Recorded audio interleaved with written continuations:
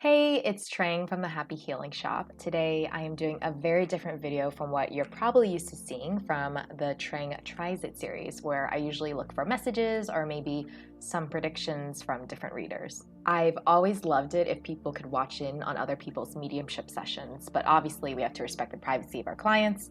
But the reason I say that is because I always see so much healing that comes out of these mediumship sessions that clients weren't expecting, and the energy shifting at the end of it, whether the person ends up speaking to a loved one or someone that used to abuse them, if you can believe it. And those ones are pretty interesting because they see the hurt and trauma that they caused when they crossed over. So today it's going to be a much deeper reading. You'll see. To give context, my mom passed away unexpectedly back in January this year.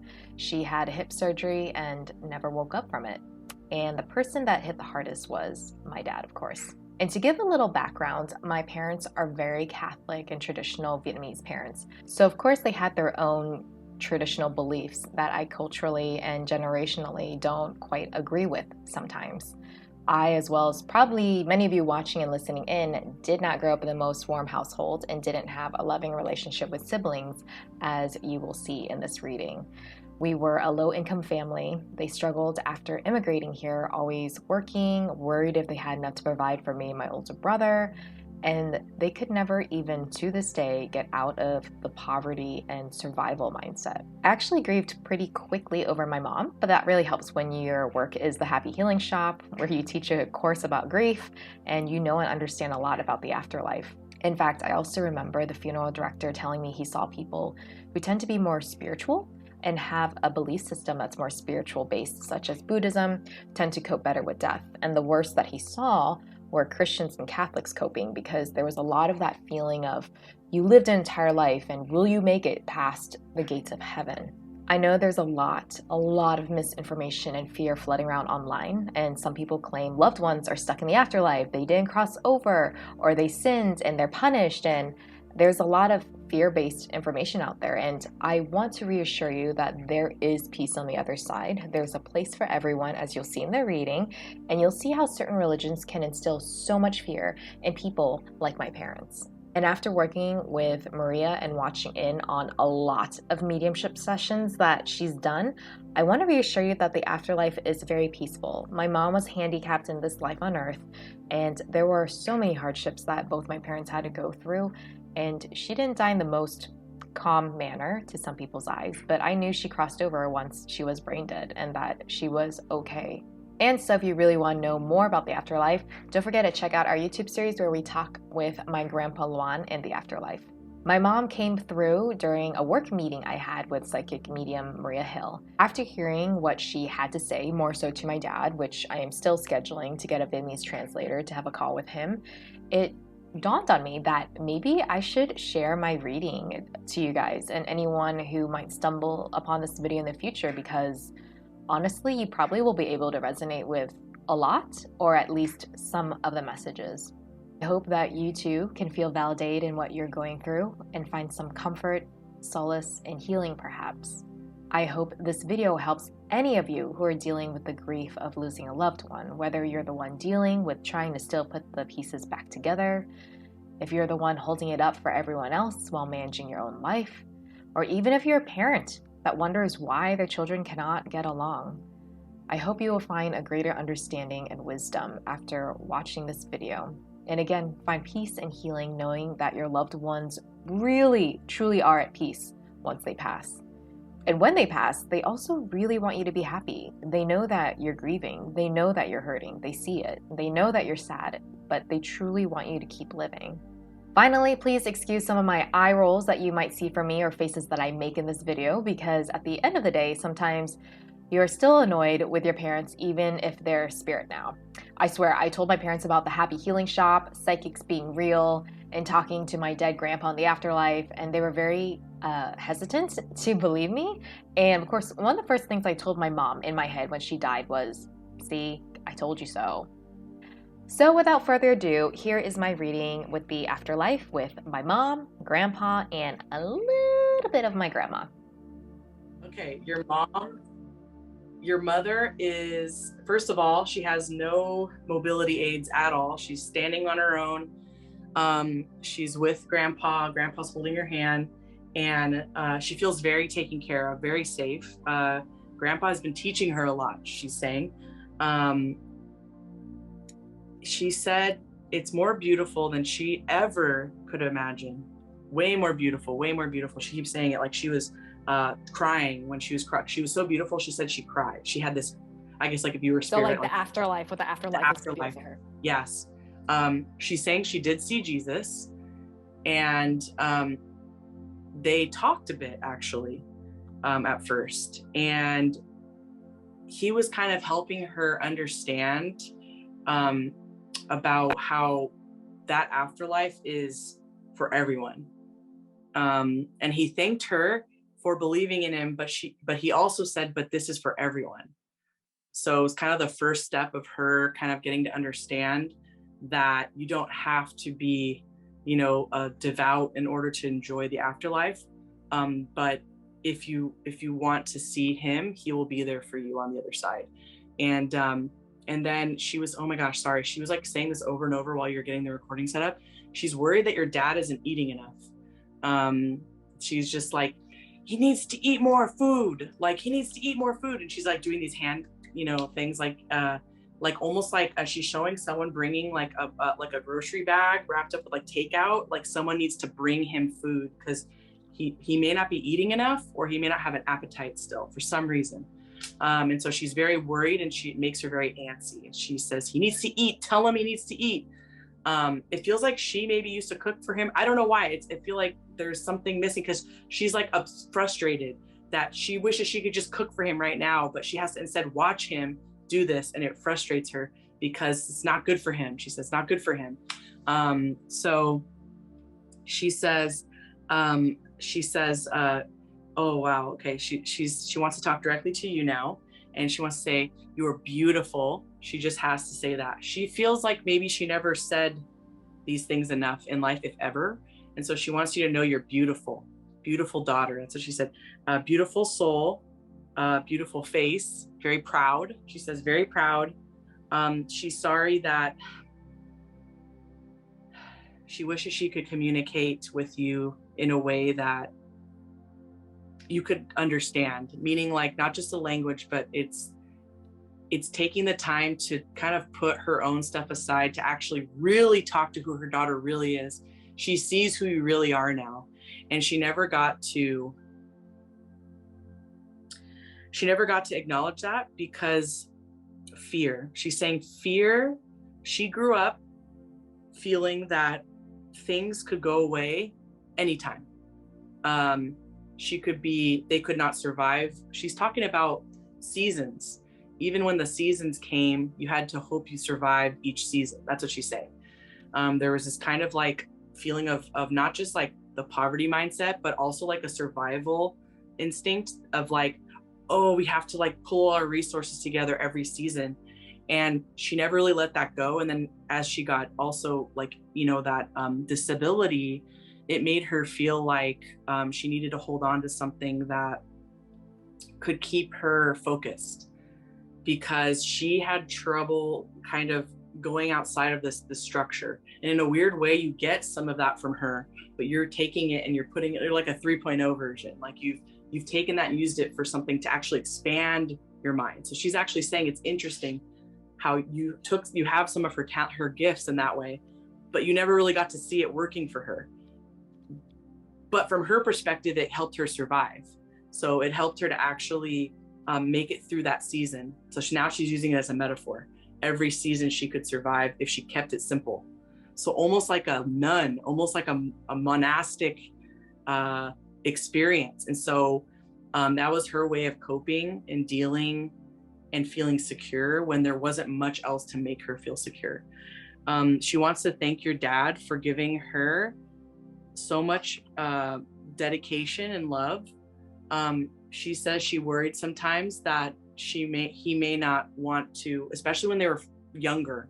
She worried that maybe her disability was something that made her less attractive of a catch, you could say. So earlier on, she had some insecurities, but then she would see how dedicated your dad was, and then that doubt just kind of cleared up. one day.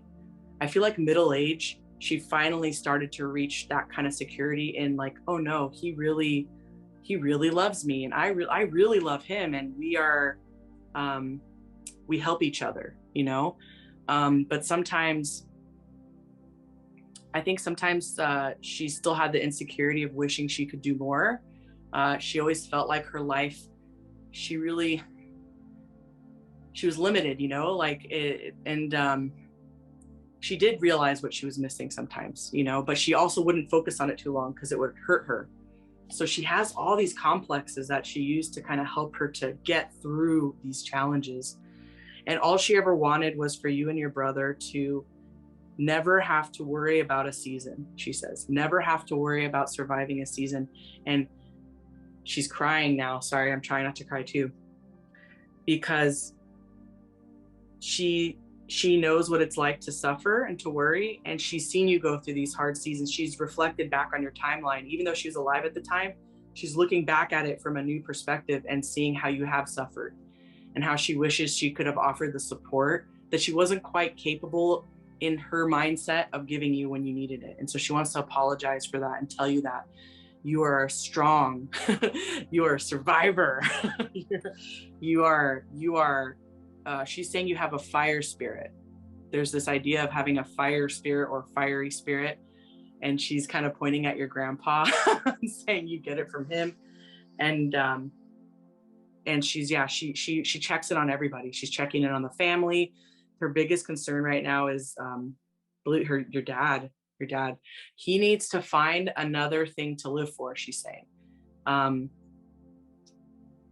And she actually wants him. It's almost like, I don't know if this is actually happening or if this is the past, but it looks like he's praying a lot. And she's saying almost like, don't do what I did. Like, you know, live, don't spend your time, you know, praying too much, because this is here for everyone. This is here for everyone. She wants her to find more she wants him to find more friends. She wants him to accept help and be more part of the community.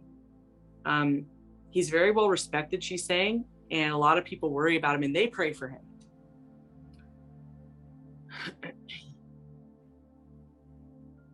He's having maybe some flare-ups with his autoimmune stuff. It's partly because of the grief, the stress, the loss. That's it's flaring him up. And so she's kind of like, see, you need to find something happy. She wants him to be outside. She said the sun will help.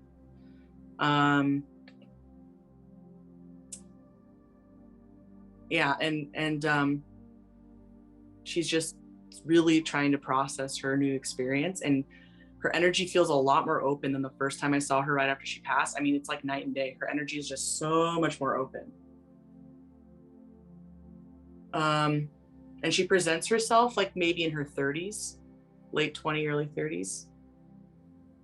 And her fashion is of that time as well.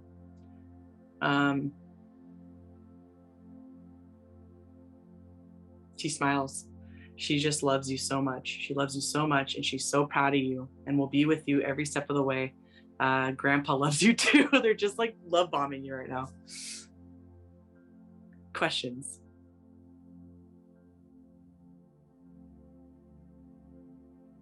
Yes, I am typing away, so I was like, okay. What are examples of what examples of hobbies that he can do? Of Grandpa? No, my dad. Oh, your dad. Yeah. Let me ask.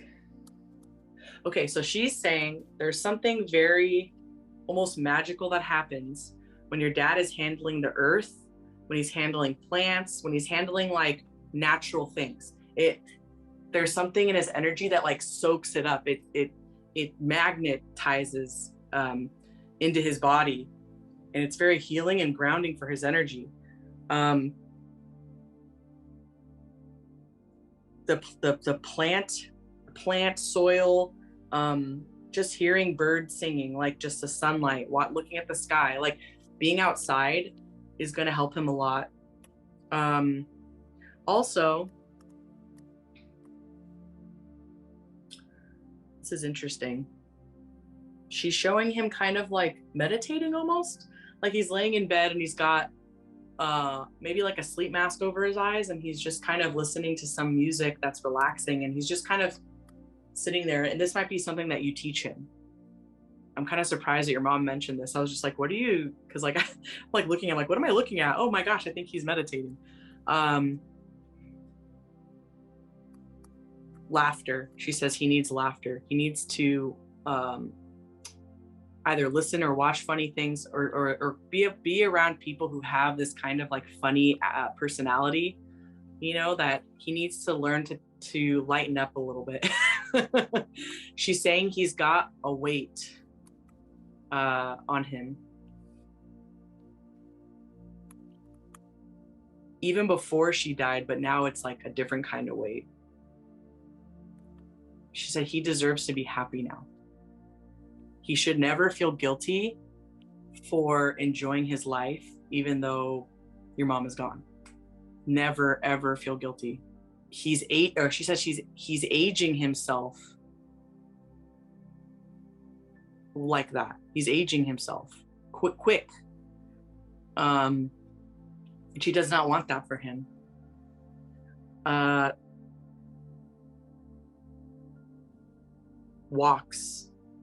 Walking, going for walks, just little walks around the neighborhood.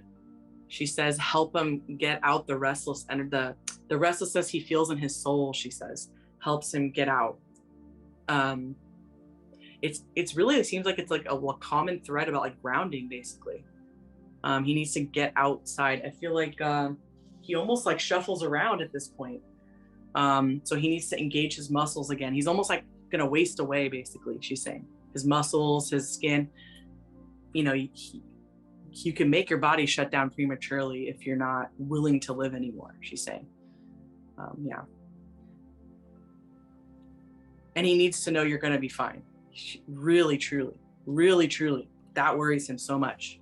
You're like, Trang is like, the last person you have to worry about is Trang. Like she, you know, that's what she's saying. She believes it. She believes in you. She believes in you. But he needs to know that now. And she wishes she knew that, because she said, we worried so much. We pray for you all the time. Any other questions?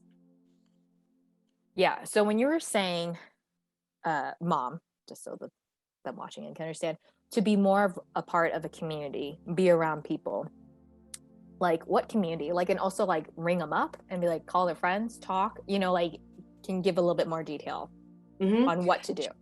She's saying there's a lot of pride your dad has, and he tends to not call people up and say, hey, you want to keep me company, you want to hang out, you know.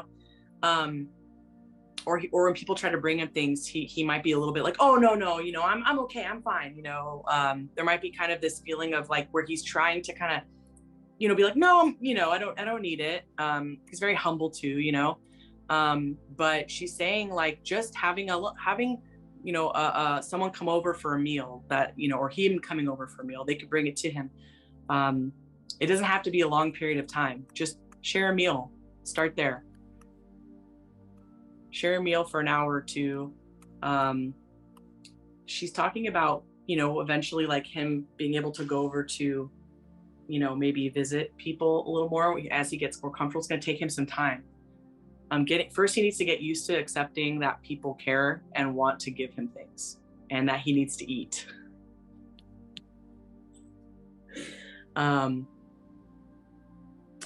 He also might be a little dehydrated. That looks like a problem. So drink that water. All this and then, stuff, I already know. That's why I'm very really? Like rolling my eyeballs.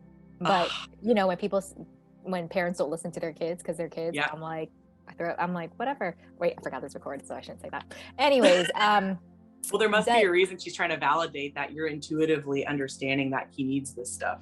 Yeah, and no, when he was here with me, all that kind of stuff, I already knew, because you were kind of like, I was kind of his caregiver. But it's just like, maybe he needs to hear it from a medium to be like, oh, I believe now. Anyways, so try not to roll my eyes here. Okay, I know you said that Trang is fine, but can you explain to him why Trang is fine and she's the least you have to worry about him? Or you have to worry about. Trang is fire. She's fire. What does fire do? It spreads, it grows, it's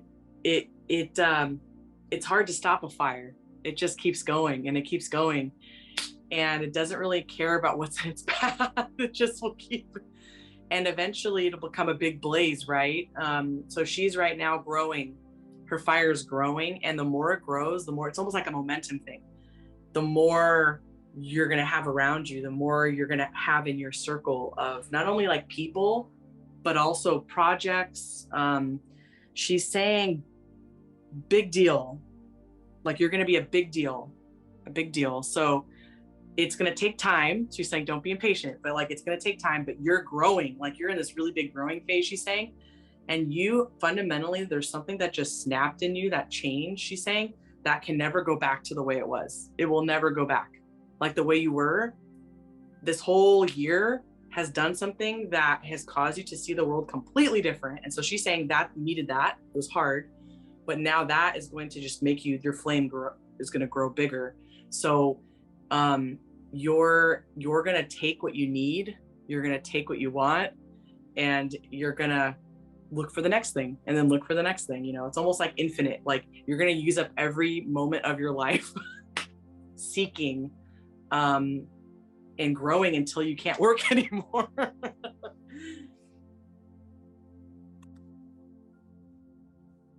Okay. Does my dad need, like, does it help if he gets a part-time job or a dog, or more of gardening and grounding is okay? Anything that'll help him walk more, she says. He needs to. Now she's saying there's a fine balance between him like standing for long periods of time, that would not be good, or versus him moving like for set amounts of time. She's saying he could get a job if he wanted to. Whatever will help him get out of the house. She shows he's just in there. She doesn't really feel like it's necessarily healthy for him to be, he almost is like reliving things. And he's not focusing on his current reality. It's almost like he's living in the past and then feeling sad about the future that he feels he missed out on. So he's kind of stuck in between purgatory, kind of like he's not moving forward because he's fixated on the past, but also what the future could have been. It's like this weird like suspension. And there's a lot of, I don't know if he doesn't open the windows or something, or like the blinds, or it could just be the energy, but it feels very like dark, like there's like not a lot of light coming in or something. Does that make sense to you? Usually to save energy or save power. That's not good for him, she says. Not good. She's showing it that it's just like, it's almost a representative of how his energy is. And she says, things cannot grow in the dark. Yeah. Okay. And obviously he's worried about me. The parents were always worried about me. Can you tell him, because I think this would help, how she sees me financially? Because that's probably what he worries about, me not being financially okay. She calls it a blessing on you. A blessing. And what she's saying is, if he needs to trust in anything, he needs to trust in this journey, in this process, that because Trang may not have an easy path, it doesn't mean her path is wrong or bad or dangerous. It is actually giving her the strength to do what she needs to do in the future, which will be where her success is coming in. In order to be able to manage success and become successful, you need to have, she's calling it tripping on the sidewalk cracks. You're walking on the sidewalk and you trip over a little crack a little bit, but then you catch yourself and you're going. That's what you've been through. The path will get smoother. She's saying you are kind of like accumulating skills to basically protect yourself from falling into older kind of, she says, like tragedies, like your own personal tragedies that you've been through. But she says there's a blessing on you. It almost feels like a I don't know, like you earned a golden point or something, like you earned a little help from the universe. Like you've put in your time for a bit and now things are going to turn around. So she's saying there's luck on you. There's money coming into your path, and that there's something opening up in your mind that was not quite open before. She's showing it's like a channel, like a psychic channel. It goes boop. She's like, it just opened up. And now you're receiving almost and like moving immediately. Like you get something and then you do it. Whereas before you'd overthink things. This is something that Grandpa, if I recall correctly, has brought up in the past. You overthink things, but you're in almost moving with the flow now. Like something comes in and you're like, yes, I'm doing this. It makes sense to me. I'm making it happen. You've come into your own power. You've learned to be so self-reliant that pretty much like you're making your own reality constantly. Like you're not really relying on other people. You enjoy collaborating with other people, but you're no longer relying on other people and letting it damage your, she says, self-esteem, your momentum, and your creativity and your drive.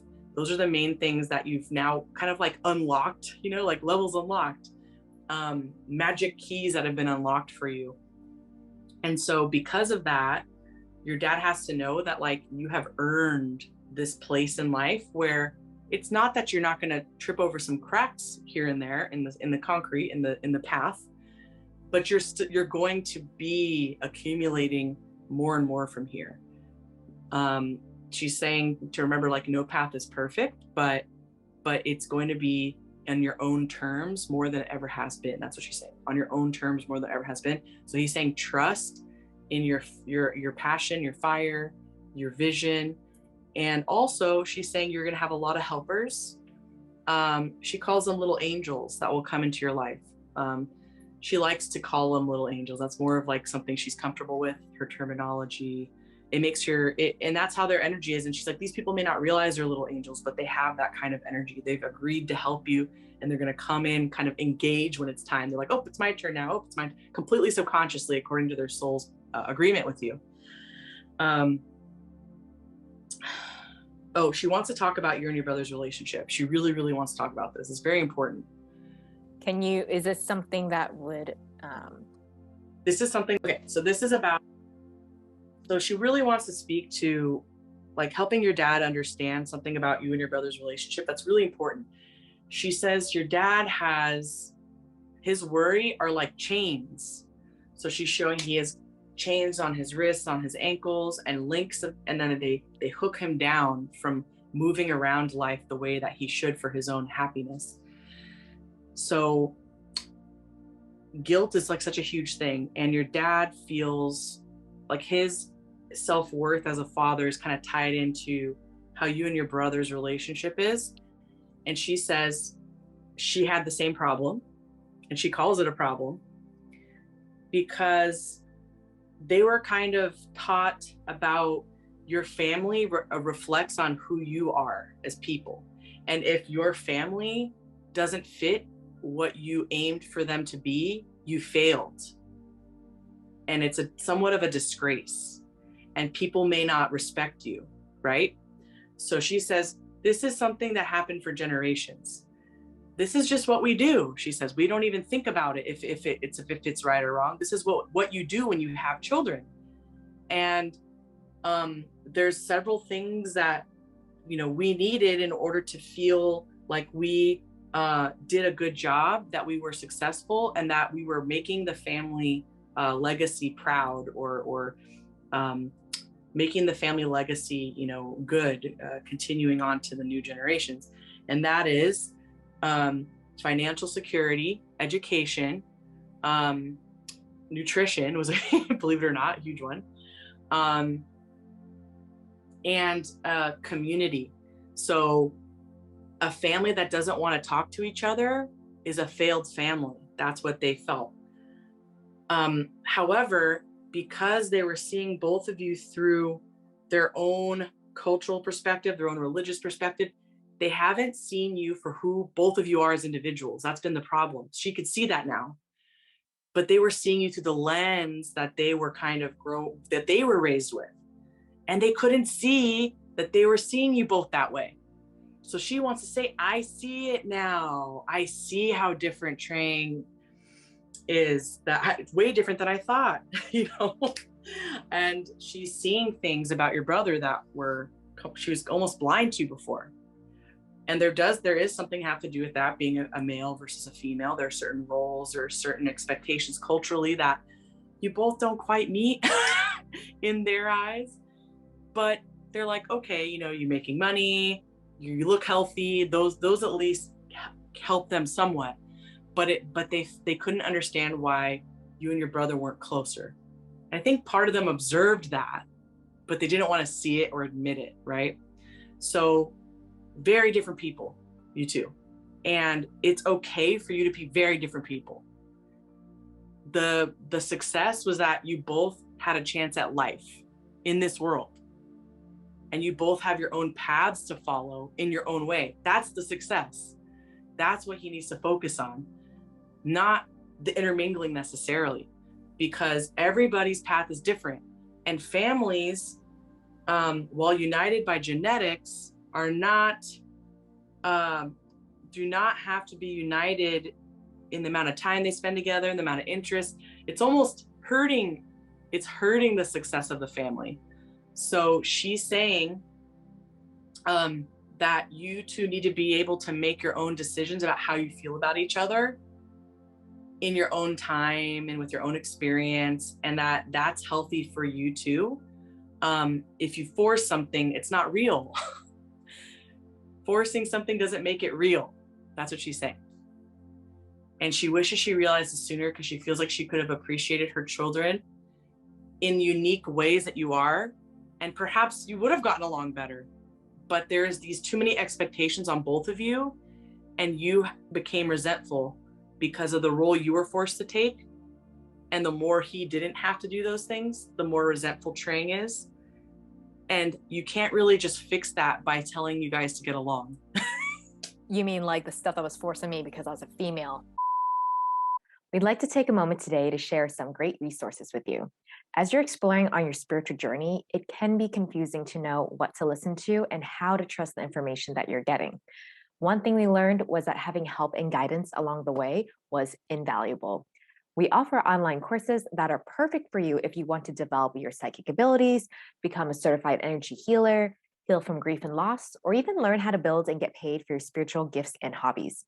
If you're looking for connection, events, and perks, we are so excited to announce the launch of our Happy Healing Club, our membership that includes so many perks, such as deep dives into spiritual metaphysical topics like reincarnation, exclusive channeled messages, themed events, numerology and palm reading workshops, shadow work, self-healing journals, and membership forum where you can chat and message with other like-minded people in our safe community, and so much more. Learn more about it by checking out our website, thehappyhealingshop.com, or click the link below that will take you straight there. Now back to the episode. Yes, the roles that were expected. And also because of who you are naturally.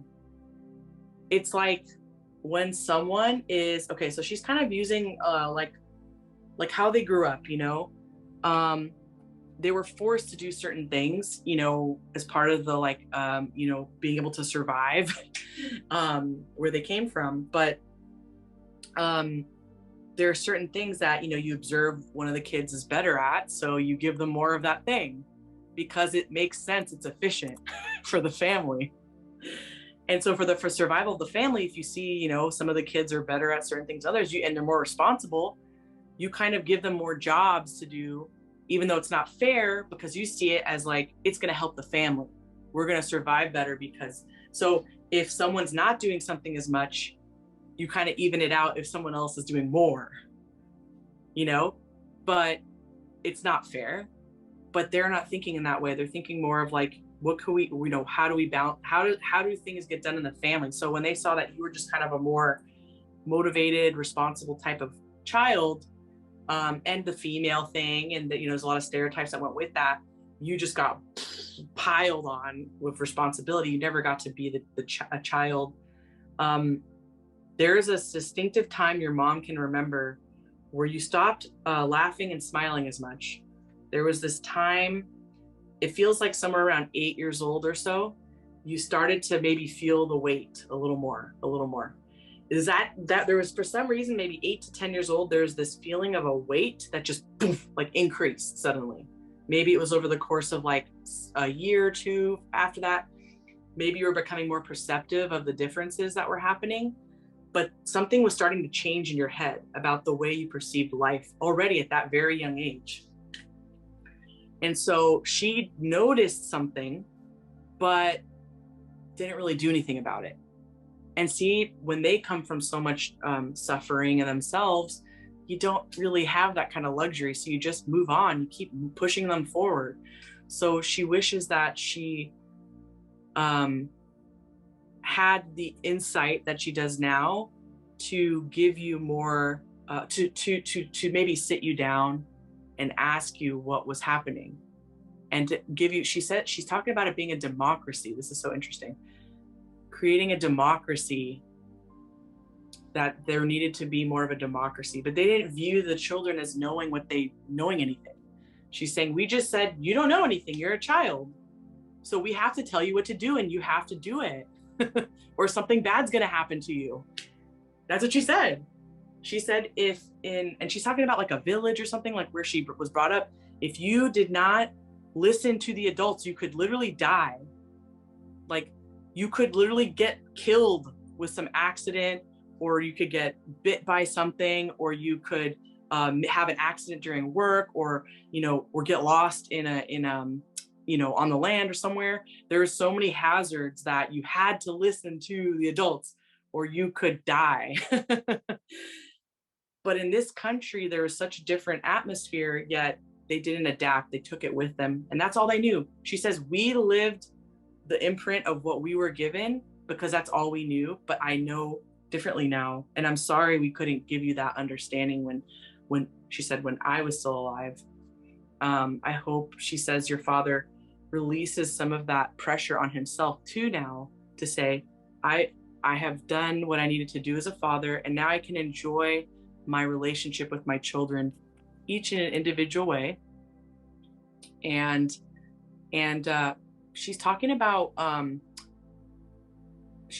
doing like little trips eventually with him, maybe like a little go visit, just little trips. She's talking about little trips. Maybe you're visiting him more, I don't know, but there's something, it may not happen right away, but there's something brewing. It seems like a little trip, little outings on this trip. They're going to cheer him up. The next time you go, she's saying,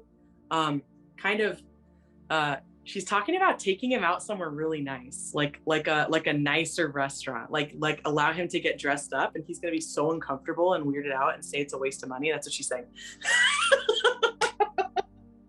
She's saying he's going to say it's a waste of money. He's going to, like, I don't want to get dressed up. Like, just make something at home. Like, this whole thing. He's going to give you this whole thing. And you're going to be like, I already made a reservation. I already paid for it. Too bad. And then she says, but say something very soft to him too. Say, Dad, she's saying, if you say this to him, it'll help. She says, Dad, you have provided so much for me. I want to give you a thank you I want to show you appreciation, and I want to show you that I'm doing well, and I want to show you how appreciative I am of everything, because that is all he ever hoped, is that he did right by his children. And she says, and look, they're flaws, okay, but he already is kind of aware in some subconscious way. That's why he's like very, like, his energy's like, like very droopy like this. And so, you've processed yourself, she's saying, in a way where you're aware of who you are now, that maybe there's a healing that can happen where his influence on you is really not necessary at this point. It's more of like maybe a companionship that can form instead. So that's what she wants you to do, that for him, and to tell him he has to go. And then with my dad listening in, he obviously probably worries about my brother. What message does my mom or grandpa have in regards to, like, about my brother, where he doesn't have to worry about him, or etc.? He has a job now, whatever. She's saying he lives alone. She's saying your brother has come to a place where he kind of likes money.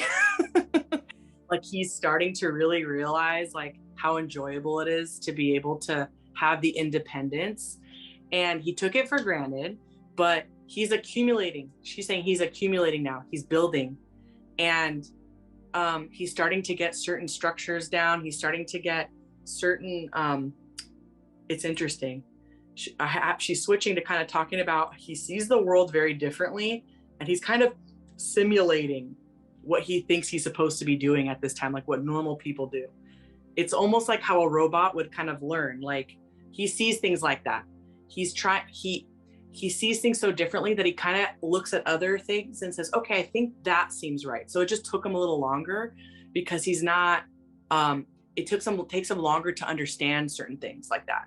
So he had to kind of take time to figure out what seemed like best for him. So he's kind of picking things, putting them in his basket now. And he's stabilizing that energy. And really, she says, this is not the time to worry about him finding a girlfriend or a wife. I don't know why that came up. That seems to be a worry of your dad's right now. Like, literally, she's like, not the time. No. She said, I would like to see that too, but now I see he's not ready. She's like, no, he needs to build almost like his nest, she's saying, like build the nest so he can accommodate that, but it might be a while. It's almost like he's not even looking for that. He doesn't even need that, really. He actually likes to be alone, she's saying. He kind of likes to have this alone time to do the things. Like, does he game a lot or something? Like, I see him like on maybe a PC gaming or something. Yeah, that's what he likes to do in his free time. He doesn't really have a lot of room for a person to come in and be his partner right now. And he needs to spend more time doing that. And you just need to let him walk the path he needs to walk. And it may not be the one you expect, but she's like, that is okay, because he's enjoying earning things, meaning like accumulating wealth, accumulating things. Like, he's like buying things now. He's kind of like getting excited, like buying stuff. Like, you maybe have never really seen him do this as much, but he's really like in seeing how people react to his status, seeing how people react to when he accumulates things, and it gives him some sort of like a validation, pride. And so that's kind of what he's focusing on, the material stuff right now. But let him do it and have no expectations. He will go at the time he needs to go to the next step. He's right where he needs to be right now. That's what she said. What would you like to see my dad travel, and what are places you think you would probably go with, like, him in spirit, you think would be good for him? She's showing somewhere in Europe for some reason, possibly Germany. I don't know why she's saying Germany. I don't know if you've been interested in going to Germany, Trang, but she's showing for some reason Germany. Does that resonate with you at all? I've already been there. You've already been there. I don't know if it's because you're going to go to Europe and you're going to kind of toot around there in that area, that general region for some reason. Yeah. I'm honestly shocked by that. Like, Germany, really? He needs to visit home, she says. Vietnam. Within the next 2 years, ideally. There's something incomplete there. There's an unfinished business, she's saying. Does that make sense to you? It's like an energy that needs to be completed. Does that make sense? Like there's something that might help in his healing process. She's like, now you have to be careful because, wow, this is interesting. When he does go there, he's going to start to feel guilty again, and he's going to start to want to kind of engage in old behaviors. So she's saying it's almost like to end that cycle, to go there with a different mindset. She's like, you're going to teach him. It's going to take time. Maybe that's why she's saying within the next 2 years, because it might take time for him to, whoa. Are you okay? Was there something that flew by? Wind. Lots of wind. So it's like, is he going to Vietnam, or you see him going to, he wants to go probably Italy for the Vatican and Catholic, but for Vietnam, are these trips going to be with him, friends, alone? What does she recommend, or she see? Well, the Europe one is probably going to be with you, but I do see you potentially also accompanying him to Vietnam, almost like his conscience, you're almost going to be like, okay, Dad, like, no, like, this is how we're going to do it differently. It's almost to reteach him how to set his boundaries. Oh, she's saying your dad has trouble with boundaries with him and the family. Like, he almost doesn't know. That's why he's struggling so much. He almost doesn't have his own like ego developed in a way that's healthy for him. It's almost like it's attached on with all these different strings to everyone. And he feels like it's almost like he's imprisoned himself again with the chains to guilt, to other people, to duty. But it's like, no, like you struggled too. You have the right to have peace, and you can't save everyone. It's not your job. In fact, you're interfering with their path. You need to separate. So it might be good for him to almost have closure. Like you would probably have to go with him, and you'd be saying to him, okay, no, we're not this time. You enjoy their company, but you do not, fall into the guilt. It feels like he misses it a little bit, but not like just the feeling of family. I think he's thinking about it a lot more lately, like Vietnam more than he was, because he's feeling very lonely, but he doesn't want to admit it. And I think it might be healing for him at some point from what your mom is showing, to go back and with a new kind of perspective with you helping him. And then as far as Europe, I don't think he would go on his own. It would seem like there might be a church thing that might come up, like for the Vatican. But maybe that's why, maybe while you're in Europe, maybe you'll go with him and you'll tootle around to the local area, the surrounding countries perhaps, because you're like, Dad, like might as well, like when are you going to come back here? It's kind of that, like an opportunity thing. I don't know why I keep saying Germany. It's just so freaking weird.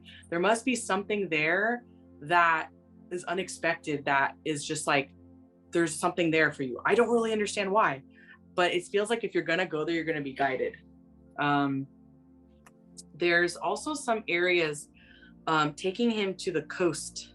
She's saying a little getaway to the coast. I don't know if that's the coast of California. It does look kind of sunny, so maybe it's the coast of California. Something relaxing. Maybe it's like a little 2-day little trip, a little bed and breakfast, a little ocean, something relaxing. Almost like he needs it feels warm, but not like sweltering or like, so maybe it's California. I don't know, but if there's an opportunity to kind of have like a little coastal trip, maybe you take the train, it's relaxing. She says he just needs to be around the elements. He needs to be inspired by new surroundings. That's what she just said. He's just like in a box, like, doing the same thing over and over every day. Speaking of new surroundings, Grandpa and Mom, what can you see the difference between if he lived in Virginia versus California versus any other place in the States that would be healthy for him, or for as high as good? Okay, so she's kind of coming at it in the pros and cons kind of lists. Okay, she's saying there's a community in Virginia that he would miss if he were to leave, but the house is not great for him. It's causing him to be stuck. It's like an energy, stuck energetically. Like he's just like a ghost, like haunting the house, basically. She says he's haunting the house more than I am.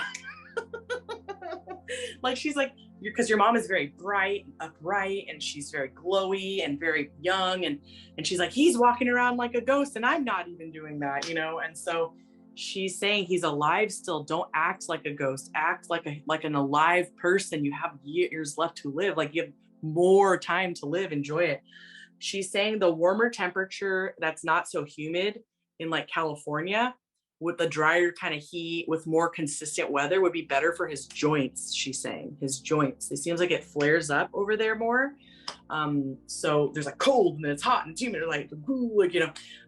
so she's saying California would be better for his health. And he would have to join a new church though if he came here, because he would start to feel really like anxious. She's saying you would pretty much need to already have a church set up like that he's going to go to before he gets here. If you were to do that, he needs to be in a community. She seems okay. This is really weird. I don't know why she's showing me this, but maybe in the past he used to like to play games like they almost look like a chessboard or something similar to that. There's some sort of traditional board game of some sort, or some sort, maybe it was gambling, I don't know, like there's some sort of game that the men would play.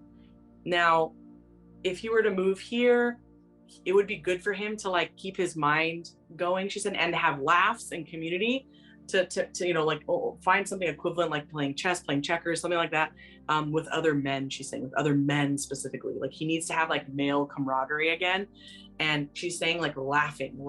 He needs, like, Grandpa's really big on that too, like laughing. He needs to laugh. And it seems like playing a game or doing something like that with other men that's of his age. Could be like a community center that caters to like Vietnamese people. There's like specific things like that, that are more catered to his culture. That would be good for him. He would have way better medical care, that just hands down, like his health would improve. Now, the tricky part would be his mental health, because he's very stuck in the past and he's very stuck in a routine. He would be very sad a little bit, and like a little depressed at first, because he's going to miss his friends. The ironic part is he's not enjoying that now because he's so mopey, right? He's so sad. He's like a ghost. But then as soon as he leaves, he's going to be like, oh, I miss my community. And you're like, well, you weren't even doing anything. Does that make sense to you? And I know in California, one of the things he talks about not moving to California is that the housing cost is too much. And my brother is in Virginia. What, grandpa and mom, do you have any words about that? Your brother prefers to be alone. He prefers to just do his own thing. He's not going to really add a lot of value. It's sad to say this, but don't see it as a failure or an insult or anything. Look at it as like you've succeeded and that your son is independent. Like, he is successful now. If he doesn't need you, that's a good thing. That means you did something right, and he's going to carry on and build his own life over there. Your dad needs to be around people that make him feel loved and wanted. And yes, some of that is over there, but like, you, Trang, could give him so much more adventure. You're going to teach him how to live again if he comes to California. And she is saying like a combined situation, combined housing with you and him living together, maybe in some sort of home, or like you're sharing something, could be a thing. She is saying that could be a thing if he comes to California to live with him. But he's going to be really resistant to that, because he doesn't want to, like, he's just very much right now like mopey, like, I don't want to interfere, I don't want to be a burden, I don't want to, and so you're going to keep proposing solutions, and he's just going to keep being like, oh, but like, I don't want to be a burden, like, you're so young, like, oh, your old dad, blah, and you're just like, oh my God, like, dad, like, you need to like snap out of it. But it's part of his grieving process. Therapy, he really needs to be going to therapy, she's saying. But someone who continues to understand the culture. I think you may have said there was someone already. Yeah, he has an appointment this week, and it's a Vietnamese Excellent. Therapist. So yeah, Mom, I took care of that. He needs to like crack it open and just be like vulnerable with this person. Right. He's still maybe keeping some stuff. And if my dad finally chooses to go to California, he feels burdened by saying like, oh, but I don't want you to live so far. We buy a house and you live so far away from like work, and and versus like living closer to Brian, like maybe because of the remote situation, and working from home, maybe it doesn't, he say like pretty much he like, what I wouldn't say like areas of California that might be good in terms of like, for example, where I currently live, or more towards like where Brian's family lives, because Brian, it's dad and my dad get along quite well. Yes, I can't stop smiling, because like your mom is smiling so much, and she's showing that he's going to smile a lot if you move closer to Brian. He needs to find like a new transplant community. He needs some sense of family and grounding in order for the California move to be, have its good chance of success. He needs to have family. He needs to, that's his base. That's his life source, his life force. And, he needs laughter. And so you're Brian's dad, making him laugh. He needs male companionship specifically. That would be probably the most ideal situation. And, Mom and Grandpa, if I were to live with Dad, do you have any words for him in letting him know that I also have my life too, but understanding that we can live together? Okay, so your mom says this may be weird because it's usually the reverse, but you need to set up ground rules with him, like from your perspective, instead of him saying the opposite, like to you, like you have to be home by this time. You have to say like, I stay up late. Like this is how it is. Okay, like this is who I want you to. You just say it like this, like to your dad, like I want you to get to know who I am. Like this is who I am. This is who I've become, and this is how I live. And it's okay for me to have that without, you know, needing input from you. And so say like, I like make a list, like I will be staying up late. Sometimes I like to go out late. Sometimes I like to travel by myself, and just say, you have to learn to trust. And that's going to be the hardest part, because he's going to be seeing you doing things and it's going to be driving him nuts. Like he's going to lose his shit.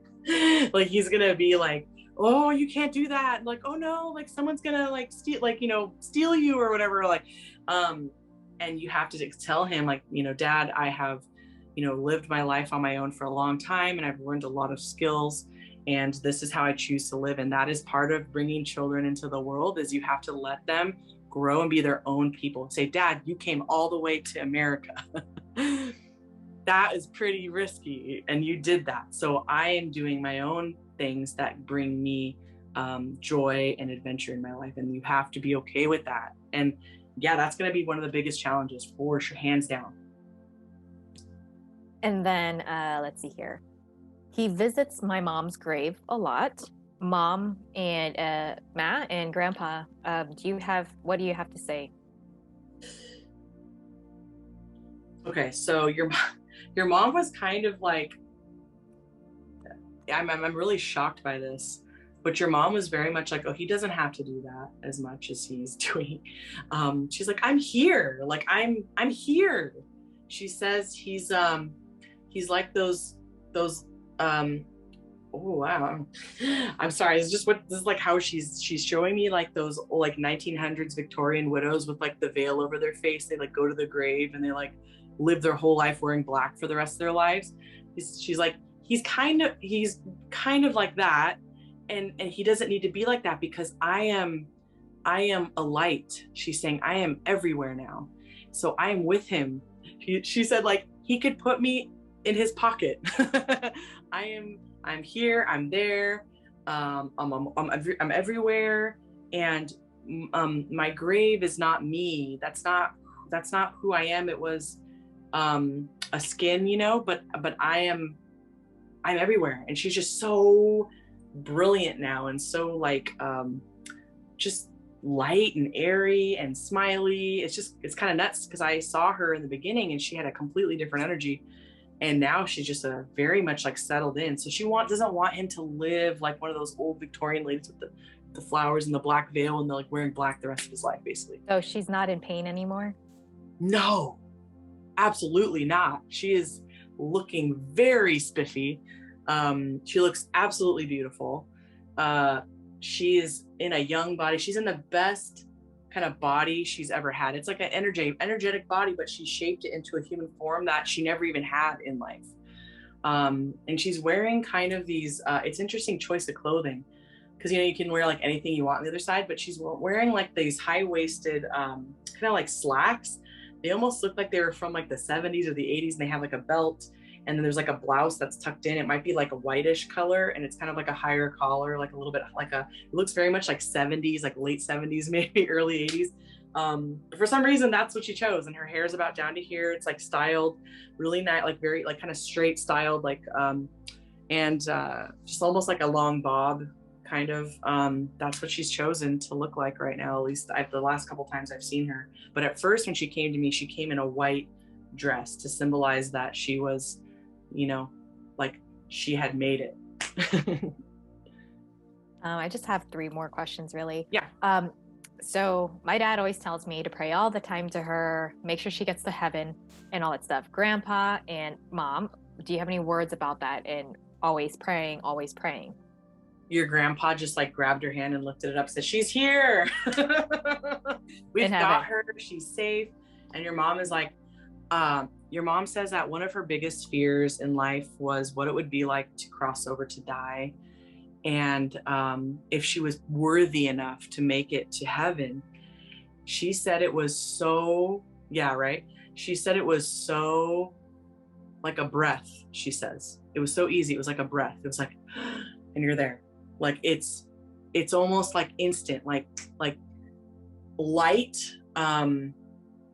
She says because of how she passed away, when she saw, because she hadn't realized, her body didn't realize it, when she saw Jesus, that's how she really knew what was happening.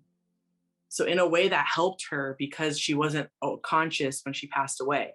It helped her understand better what was going on, because she always said, if I'm a good woman, I will go to Jesus and he will take me into heaven. And so she came in a white gown and he was wearing all white, and it was all just light. It was like light, lots of light. And there was just like, Jesus was there. And she kind of just like floated up to him. I'm getting chills. And she just like felt this sense. It's like a euphoric feeling. It's extreme euphoria, like relief, disbelief. Like, I made it. Oh my gosh, this is what's happening. That she didn't actually like, it was so euphoric that she wasn't like almost aware at first of like the repercussions of being dead. You know what I mean? Like, because it's such a peaceful experience. And then once she started to like, when she crossed over all the way, and then Jesus was taking her around and talking to her, and then she was meeting family, and then grandpa was like taking her under his wing, and she met with her family, and it was this whole thing. She finally, and then she was watching you all. Then she started to get the more kind of like, oh, you know, I miss my family. Like, oh, I'm really dead, you know. That's when she started to get like the whole processing of it. When you first cross over, there's this blissful thing, and then it takes a little bit to settle in. So just know that her passing was extremely easy. Even though it was hard for you guys, it was extremely easy for her. But then she had to watch the rest of what was happening. But she was well taken care of. I think that's why her energy was so frantic at first. When I first saw her, she had this very kind of anxious kind of energy, even though she was crossed over. And she was like trying to talk to people. No one was listening to her. You know, people didn't believe they could hear her. Your dad, she was like frantic about your dad. She was really worried about you.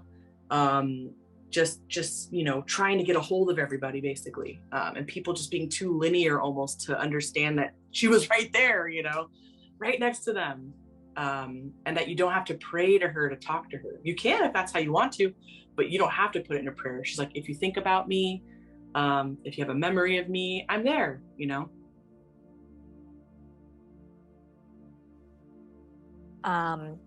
What words of advice do you both have for him regarding his views on the afterlife, being punished, sinning, and religion that can help? First, she says, there's a spot here for you. It doesn't matter what you've done. It doesn't matter what you think you haven't done or you have done. Like, you are worthy enough to be here like everyone is, because this is God. She's saying literally God's kingdom. I've never heard of a spirit actually say that, but she's saying it's God's kingdom and God is love. She said, God truly is love. God loves you from your head to your toes, she's saying, and everything in between. She's saying, like, doesn't matter what you are, like, God loves you and accepts you into his kingdom. And grandpa stepping forward and saying, I lived a very imperfect life. I worried I wasn't going to make it to the kingdom, because throughout life I had regretted certain things I had done, certain ways I had acted. But I thought if I prayed a lot, then maybe it would help basically counteract the things he was ashamed of, or the things that he was frustrated about in himself. But he said, but here I am, and it's beautiful. And it's not your time yet. They said, be patient. It's not your time yet. And it's not, sometimes it's kind of sad, but your dad sometimes thinks that he would be better off if he just joined her. And almost it feels like, why can't I join her? Like, it's not fair.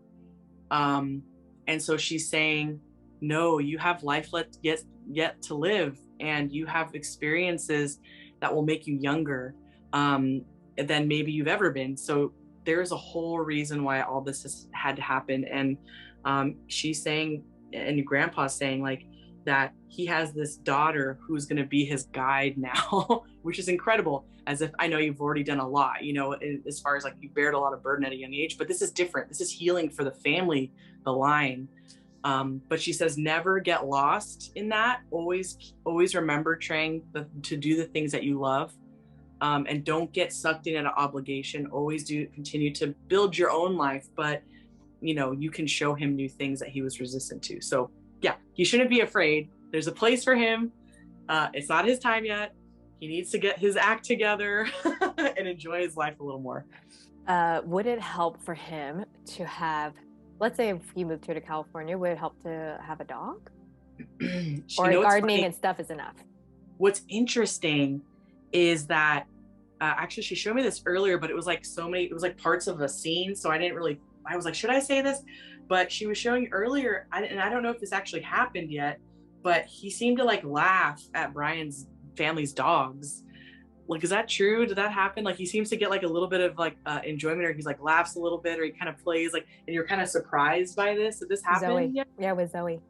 Yeah. So he never really thought about getting a dog, but if he was here, then he would. It would help him laugh. So if you got a dog that was funny, not one that growls a lot, like it has to be funny, a funny dog, your mom says. And at first your dad would be like, oh no, I don't need a dog, you know, like, you know, but then it's gonna kind of like it's gonna like soften him up a little bit. And I think he's gonna see that it makes you happy, and that'll make him happy, you know? And I think I see him going on walks with the dog. Like, then he's going to like really take good care of it. Like, he's like, oh no, you have it, you take care of it. Like, he's going to develop this whole, like, almost like he's raising a baby all over again. So maybe get a puppy, she's saying. He needs to raise, he needs young energy, young blood, she's saying. He needs to raise something again. So puppy. And he's going to be really upset and annoyed at first. Like, oh, this puppy, oh my God, I'm so annoying. Oh, and then it's going to like, you know, he's like, you're going to catch him falling asleep with it, you know, no, yeah, it's going to be good. So yes. Okay. And then finally, last question, grandpa or even grandma, if you're there somewhere in your garden, what words would you like to say for him? Any final words, any words of help, encouragement, and guidance? Or even mom. So mom, grandpa, grandma. Yeah, grandma is coming in now too. She's very gentle right now. She's like, has a gentle energy, like gentle with him, like almost like handling him with care. And she's almost like, it's actually really sweet. She's bringing in this very much like, he is her little boy. Like, she's holding him like this, and that she's always been there in spirit to hold him like this. And she's been holding him through this grief. She's been holding him through this, it's been hard for her to watch. It's been hard as a mother for her to watch this. Grandpa brings a little bit more of the, he brings this kind of like stable in the energy. He brings in this like sturdiness, this like survival, like you can make it, wisdom, perspective, but what really his mother's been focusing on is bringing in that nurturing, and perhaps there wasn't as much as he needed growing up. So she's kind of bringing that in now, very much handling his energy like he's like young again, and she says be very delicate with him, be very gentle with him. He's his whole perception of his self and his life is rapidly changing, and he's having a hard time keeping up with it. It's hurting his mind. He's in denial. He feels so much heaviness in his heart. He feels that almost like his legs are heavy because his heart's so heavy. That's what she's saying. And she wants him to know that there is light there for him. They're all together. They're all holding hands now. They're all together. They're sending him blessings. They're sending him love. And they say that he has all the support he needs. He just needs to realize it's there, right in front of him, in life, in living. He's like, they're all there, but there's all this beautiful support in living people that care and love him, that want to help, and not because they feel obligated, because they genuinely love him. And he needs to know how very, very loved he is, and how they're there with him, watching him, helping him through every step, listening to all his prayers. And now he has to take the step forward, because they cannot make him do anything. So they're saying he needs to choose the path of healing. If he does not choose the path of healing, we can provide support, but we can't do that other than him. Like, he needs to be the one to accept it. And once that happens, there'll be some tough adjustment, but things are going to come together again. So be patient. You said to you, Trang, to be patient, for him to be patient, and to follow your gut, Trang, because you're going to be guided. You're kind of like this instrumental, like dynamo, like dynamic person that they're kind of using as like a force to kind of like shake them up a little. Thank you so much, Ma Omnoy Banoy, for coming in. I think that's it. Thank you, Maria. They love you so much. They just wanted to say that. They're so proud of you. I know.